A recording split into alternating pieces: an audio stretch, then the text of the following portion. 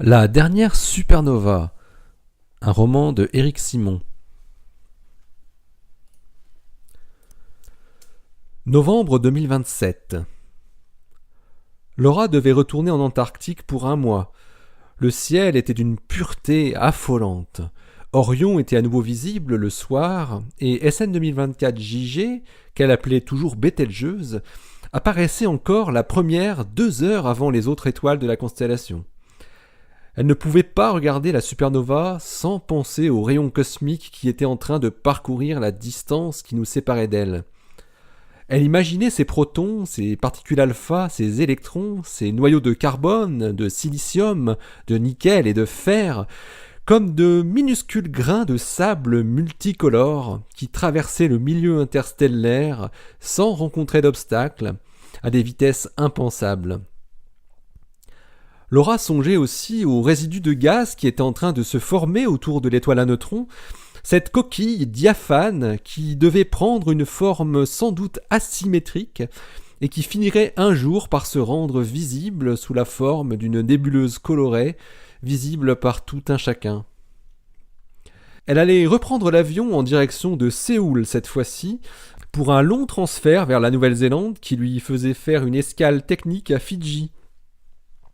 Il lui fallait en tout 24 heures pour arriver à Auckland, puis encore 2 heures pour atteindre Christchurch.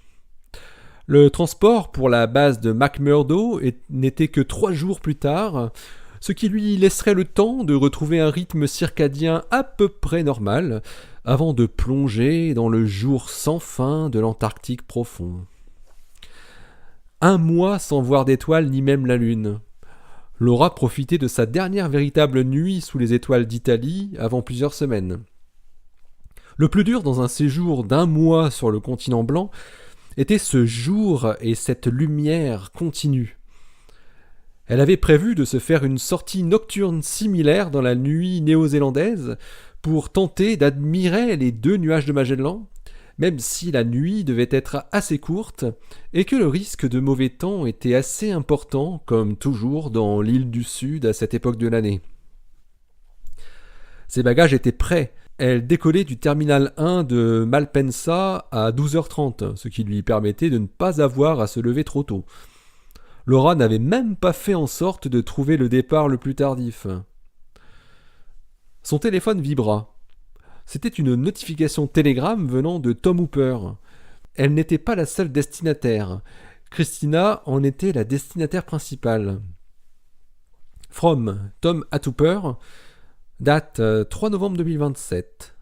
Sujet Good News. Bonjour Christina. J'ai essayé de t'appeler, mais je suis tombé sur ta boîte vocale. Du coup, je t'écris en crypté mes dernières infos. J'ai fini par trouver une faille dans la protection de Galactix. Enfin, ce n'est pas moi qui y ai trouvé, mais la bande de hackers avec qui je travaille. Bon, je passe les détails. On devrait pouvoir envoyer des mails directement aux astronautes en contournant le filtre interne.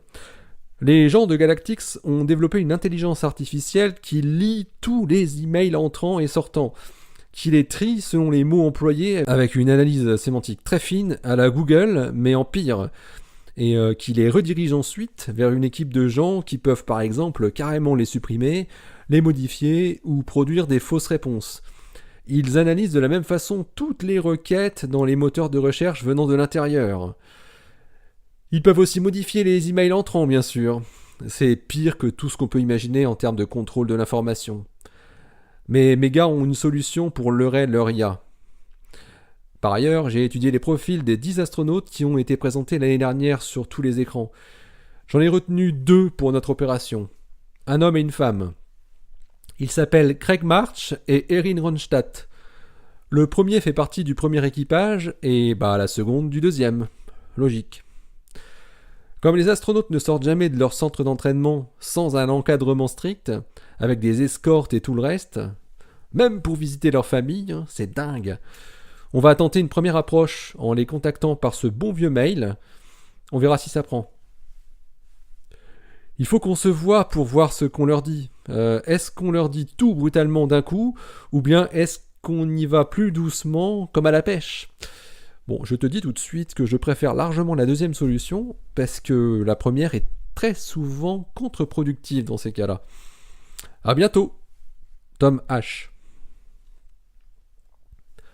Laura était occupée avec les préparatifs de son run à Amundsen Scott. Elle n'avait pas trop de temps à passer sur l'opération Galactix. Elle répondit à Hooper en lui expliquant que Christina était actuellement en congé et qu'elle-même partait le lendemain pour la Nouvelle-Zélande pour rejoindre Ice Cube 2. Elle avait à peine envoyé sa réponse que Christina répondit à son tour. « Je te Skype demain à 10h UT. Ok pour la jouer fine. » L'atterrissage du cargo sur Arabia Terra s'était parfaitement déroulé. Le trajet avait duré un peu plus de 10 mois. Il était resté en orbite martienne 5 jours, le temps d'ajuster tous les paramètres de descente. La 5e fourniture de matériel pour la base était arrivée sans encombre. Egon Scum était surexcité. Les images transmises par le cargo passaient en boucle sur tous les écrans du monde, comme lors du lancement. On y voyait une partie de la phase orbitale et surtout la phase de descente, pleine de flammes orangées et de fumée, jusqu'à l'atterrissage proprement dit dans un nuage de poussière. L'atterrissage paraissait étrangement lent, comme au ralenti, dans une douceur ouatée qui contrecarrait la phase précédente comme emplie de stress. Il s'ensuivait une espèce de plan panoramique du paysage d'Arabia Terra, une grande plaine semblable à un désert aride de couleur marron, avec des rochers éparpillés de ci, de là. On avait aperçu rapidement 3 des 4 cargos déjà arrivés, et au loin de nombreux cratères qu'on devinait de toute taille.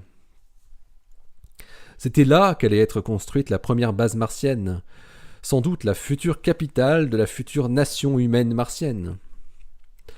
Les 200 premières tonnes de matériel en tout genre étaient maintenant sur le sol rouge et n'attendaient plus que les hommes pour être utilisés. D'autres cargos étaient prévus environ tous les 6 mois jusqu'au lancement des astronautes et encore plusieurs après. Il fallait que ça devienne des lancements de routine. La politique de Galactix était d'occuper le terrain le plus possible. Il fallait communiquer sur tous les événements intéressants ou moins intéressants et dans tous les cas les mettre en valeur. Il fallait montrer la réussite de Galactix sur tous les plans, sur tout ce qui était entrepris. Les premières livraisons de matériel sur Mars, en avance de phase, étaient un événement majeur, plus encore que l'atterrissage des premiers robots et autres rovers d'exploration. Elles marquaient comme le début de l'installation. C'était là. Les livraisons devaient atterrir dans la même zone à quelques centaines de mètres de distance chacune. La technique développée était fondée sur le système de rétrofusée cher à Galactix, qui l'avait largement popularisé dans le passé. Les lots Antares étaient en cela similaires aux crews Antares emportant les hommes, mais contrairement à ceci, la totalité de l'espace disponible dans le vaisseau était utilisée pour y placer du matériel utile. 7 transports étaient prévus avant l'arrivée des 5 premiers hommes et femmes, 40 tonnes à chaque fois, soit presque 300 tonnes, auxquelles s'ajouterait le matériel apporté par les astronautes avec eux. Galactix allait lancer un lot d'Antares tous les 6 mois jusqu'au lancement de ME1, le premier vaisseau habité. Cela devait garantir de rester en rang élevé dans les tendances, et sur de longues périodes. On retransmettait non seulement l'atterrissage, mais aussi les premières phases, l'instant fatidique du décollage et celui de la sortie de l'influence gravitationnelle de la Terre, avec des vues exceptionnelles de notre planète vues de plus en plus loin et des vues de Mars vues de plus en plus près. Les images des prochains cargos se ressemblaient, mais qu'importe, elles seraient un peu nouvelles à chaque fois, et elles captiveraient les gens comme celles des 4 premiers cargos l'avaient fait depuis les premiers lancements. L'un des objectifs des dirigeants de Galactix était de susciter plus d'intérêt dans le public que ce que faisait le consortium international avec sa base lunaire, et surtout ce qui était encore raconté au sujet de la supernova qui n'avait toujours pas disparu du ciel. C'était un combat assez inégal, le public étant toujours plus intéressé pour voir évoluer des hommes et des femmes en chair et en os, plutôt que des robots ou des fusées de transport. La base lunaire avait reçu son nom définitif seulement depuis un peu plus d'1 an.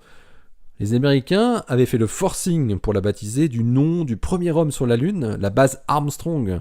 Ça sonnait tellement bien. Mais les Européens, influencés par la participation russe, de même que les Chinois, n'en voulurent pas. Ils avaient fini par converger vers leur plus petit dénominateur commun, le lieu d'installation. Ce serait donc la base de la tranquillité, ou encore le village de la tranquillité. Car c'était un peu plus qu'une simple base. Les grandes agences voulaient établir une base permanente qui ne serait jamais inoccupée. Elle serait habitée en permanence, c'est donc une petite ville, un village. Les équipages occupant la Lune étaient renouvelés tous les 6 mois. Il fallait 3 jours pour y aller et en revenir. C'était déjà le 10e équipage qui se retrouvait dans le village, et tout serait suspendu après le 11e. On ne savait pas ce qui se passerait ensuite, mais les agences faisaient comme si l'arrêt serait temporaire pour une courte durée. Les images du village étaient retransmises en direct et quasi en continu. On pouvait suivre la totalité des activités des astronautes, même les plus insignifiantes. Une fois que les premiers hommes seraient arrivés sur Mars, Galactix comptait bien faire la même chose. Et pour le service de communication, c'était sûr que le spectacle des plaines cratérisées d'Arabia Terra serait plus passionnant que celui du village lunaire. La suspension des activités des agences en juillet 2028 tombait finalement très bien. À cette date, il resterait encore 3 cargos de transport à faire atterrir sur la planète rouge avant que ce soit le tour du premier crew Antares de la mission Mars Explorer 1 en avril 30. La voie serait libre. Christina avait décidé de retourner plonger aux Maldives avec Alessandro. Plonger sur la barrière de corail à la recherche de requins-tigres, une activité qu'elle adorait. Alessandro pouvait la suivre n'importe où. Elle s'est installée sur une des tables qui étaient positionnées tout autour de la piscine, sous des parasols faits de fibres de bambou séchées. Elle avait apporté un casque dans ses bagages, initialement pour écouter Yo La Tengo, PJ Harvey et Waxahachie dans l'avion. Mais elle l'utilisait aussi pour faire ses visios. Elle utilisait le micro du portable, ce qui donnait un son assez médiocre pour son interlocuteur.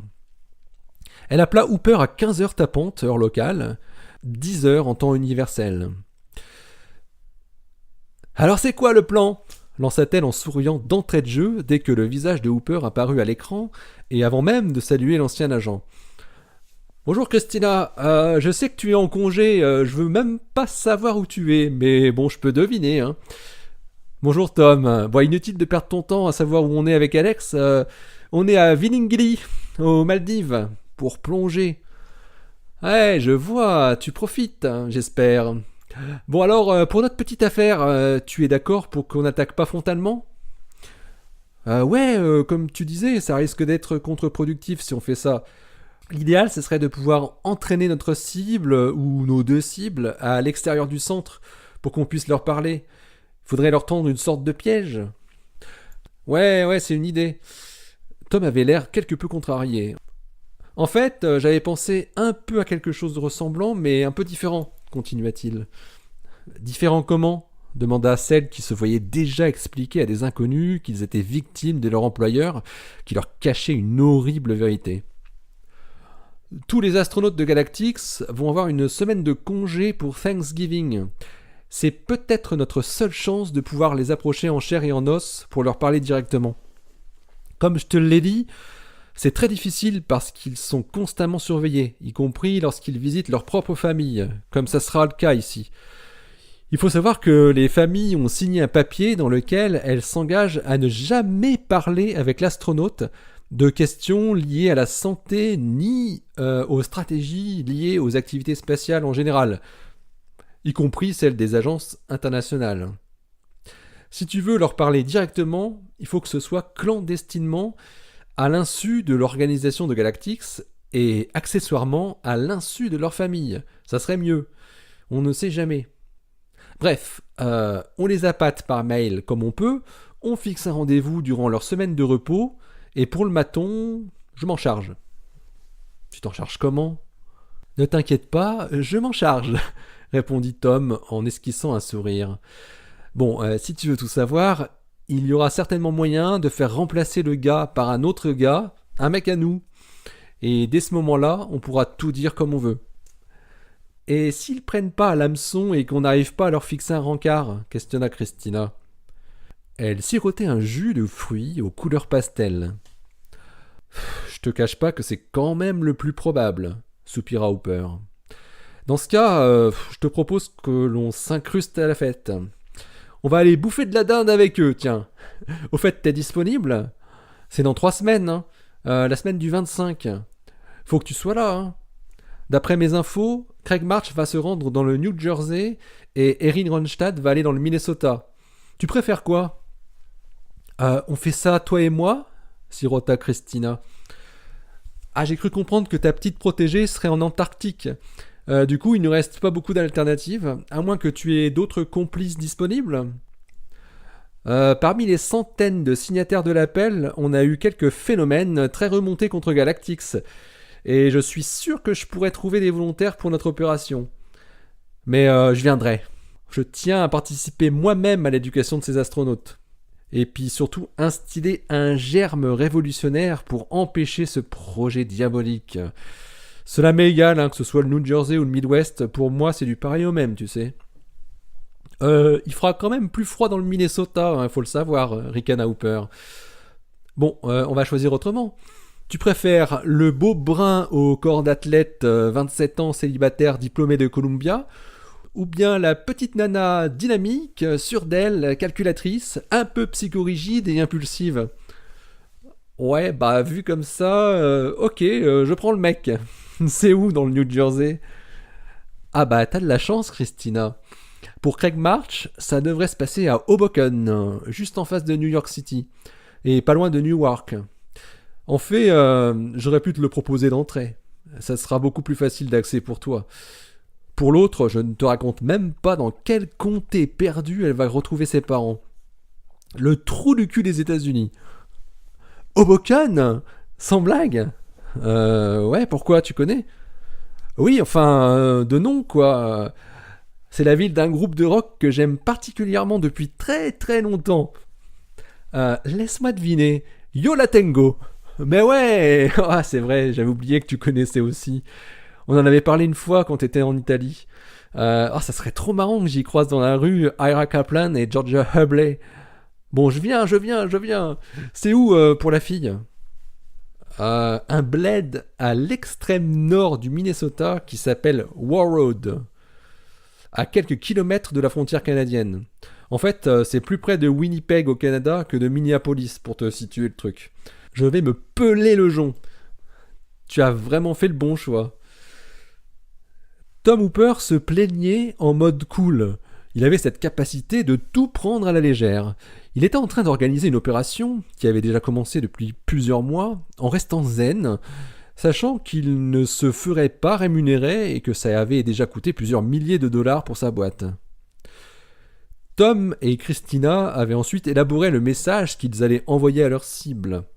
Il serait envoyé à Craig March et à Erin Ronstadt dans un mail unique, mais avec les deux destinataires séparément, de manière à ce qu'ils produisent une discussion entre eux. Il se pourrait également que des discussions soient générées avec d'autres astronautes s'ils pensaient que les autres l'avaient également reçu. Le message disait le plus sobrement possible, et avec des formules de politesse très délicates, qu'il existait un secret que Galactix cachait à ses employés, et qu'il avait un impact important sur l'avenir des astronautes. Le message devait être le plus concis possible pour ne pas ressembler à un vulgaire spam. Il se concluait en proposant une rencontre physique pour expliciter tous les tenants et aboutissants lors de la semaine de Thanksgiving à l'endroit de leur choix. Pour apporter une bonne crédibilité, ils avaient décidé de ne pas laisser le mail anonyme, mais de le signer par Christina avec la mention de son institut de recherche de Milan. Elle assumerait tout auprès de l'INFN si jamais ça devait tourner mal.